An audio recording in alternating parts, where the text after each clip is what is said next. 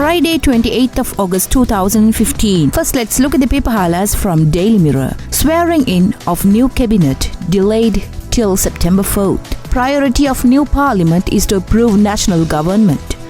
SLFP Acting General Secretary Dumita Disanayake yesterday said the swearing-in of the new cabinet is not likely to take place on September 2nd as scheduled earlier. It's learned that the swearing-in will take place on September 4th instead after a parliamentary debate on September 3rd. On Wednesday, UNP General Secretary Malik Samaravikrama said the new cabinet of the national government would be sworn in on September 2nd as the two parties, the UNP and the SLFP, reached an agreement to form the national government. The main business of the 15th Parliament and the inaugural session on September 1st would be to approve the modalities to form a national government and elect a speaker and the leader of the opposition, SLFP General Secretary Dumita Disanayake said yesterday. Another highlight from Daily Mirror. Tonda Douglas support national government.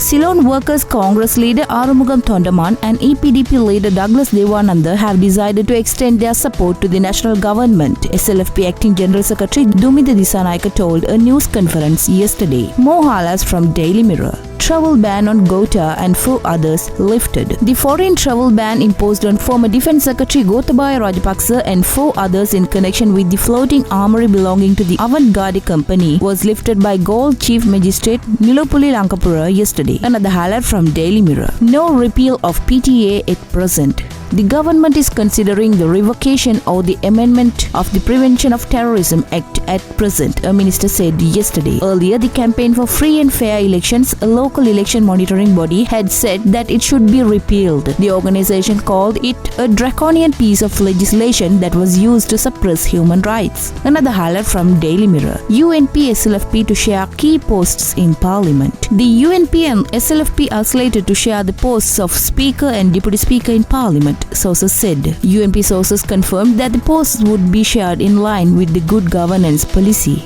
Another highlight from Daily Mirror. Ekneligoda case, MOD issues detention order on suspects. The Defence Ministry issued a detention order yesterday to detain and interrogate the 4 army personnel arrested in connection with the disappearance of journalist Pragit Ekneligoda. The ministry said 2 lieutenant colonels, a staff sergeant and a corporal were arrested on Monday by the CID over the disappearance of Mr. Ekneligoda. Another highlight from Daily Mirror. Indian Coast Guard ship gifted to Sri Lanka. Former Indian Coast Guard ship Varaha, which was in service with Sri Lanka Navy as naval ship Sagara since 2006, was ceremonially handed over to the Sri Lanka Navy yesterday by Indian High Commissioner to Sri Lanka Y.K. Singha at the Colombo port. Another highlight from Daily Mirror. SLFP CC meets today. The Central Committee of the Sri Lanka Freedom Party will meet today, reportedly to discuss the party's decision to accept ministerial posts in the National Unity Government, which is to be formed in partnership with the United National Party. Now let's move to the paper highlights from Ceylon today. UNHRC chief to visit Colombo. Due to his tight schedule as well as ours, we have not been able to discuss a proper date for the visit, but we will be discussing a mutually convenient date between both parties for the visit, says the United Nations Commissioner for Human Rights Zaid Rad Al Hussein. Another highlight from Ceylon today. Cabinet swearing-in delayed. The swearing-in of the cabinet ministers earlier set for 2nd September has been postponed to 4th September, United National Party sources said.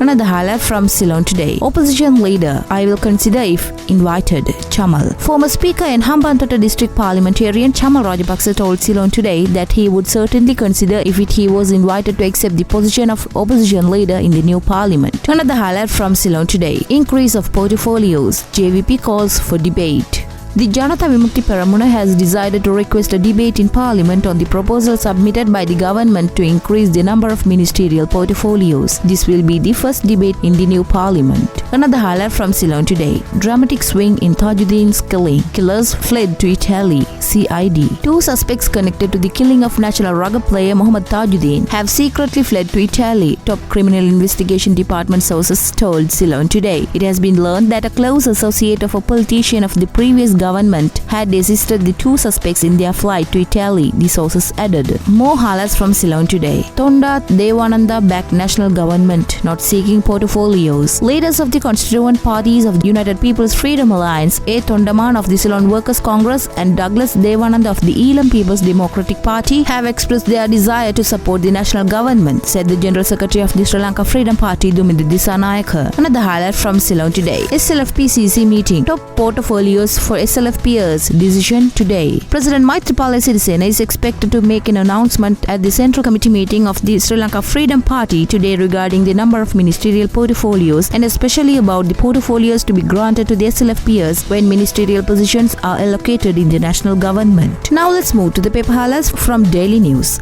Main political parties hail new US stance. A cross-section of politicians from the South yesterday welcomed the decision announced by visiting US Assistant Secretary of State for South and Central Asian Affairs Nisha Biswal to support a domestic mechanism to probe alleged war crimes and human rights violations in Sri Lanka. While Resettlement Minister D.M. Swaminathan, former ministers Mahinda Samarasinghe and Dylan Pereira welcomed the decision as a deviation from the previous stance of the international community, TNA MP-elect Selva Madekalanathan said this would deviate from the emphasis of bringing the alleged war crimes offenders before the law. Swaminathan, speaking to the Daily News, observed the move of the US indicates that Sri Lanka has been able to win back the confidence of the international community towards a proper domestic inquiry. Another highlight from Daily News. Sri Lankan government presents domestic inquiry mechanism to Biswal. President to head new Ministry for Integration and Reconciliation. Domestic mechanism will be based on restorative justice. The Sri Lankan government has presented the mechanism of the domestic inquiry into alleged war crimes during the final phase of war in Sri Lanka to visiting US Assistant State Secretary for South and Central Asian Affairs Nisha Biswal, highly placed diplomatic sources told the Daily News yesterday. Another highlight from Daily News. SLFP's 64th anniversary at Polonnaruwa. The 64th anniversary of the Sri Lanka Freedom Party will be celebrated in Polonnaruwa on September 2nd under the patronage of President Maithripala Sirisena. SLFP General Secretary Duminda Disanayake said an Ashirwada Puja will be held at the ancient Somawati temple from 7 am on September 2nd to invoke blessings on the party.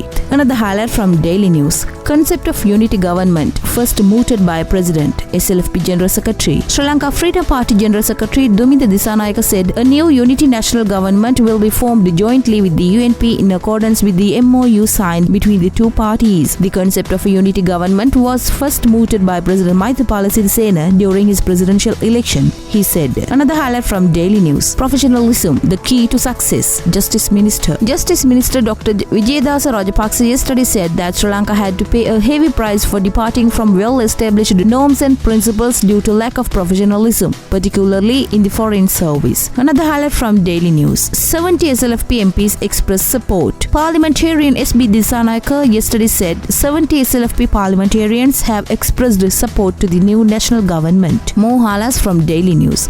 Action against public servants who ignored EC's notice. A special consensus is carried out on public servants who failed to hand over their data to the Elections Commissioner to engage them in general election duty. Elections Commissioner Mahinda Deshapriya said. He said that he would decide as to what steps should be taken in relation to those public servants following the census, taking the statistics into account. Another highlight from Daily News. Cases filed against CB Governor son-in-law dismissed. Colombo Chief Magistrate Gihan Pilapitiya yesterday dismissed cases filed against Central Bank Governor Arjuna Mahendran and his son-in-law Arjun Aloysius when the petitioner informed the court that he had decided to withdraw the cases filed by him against them over the controversial treasury bond issue. The case was filed by UPFA Provincial Council member Renuka Pereira. He told court that he wished to withdraw the case as the Bribery Commission was probing the issue. We brought you the paper highlights from today's newspapers and we will bring you more tomorrow. Have a nice day.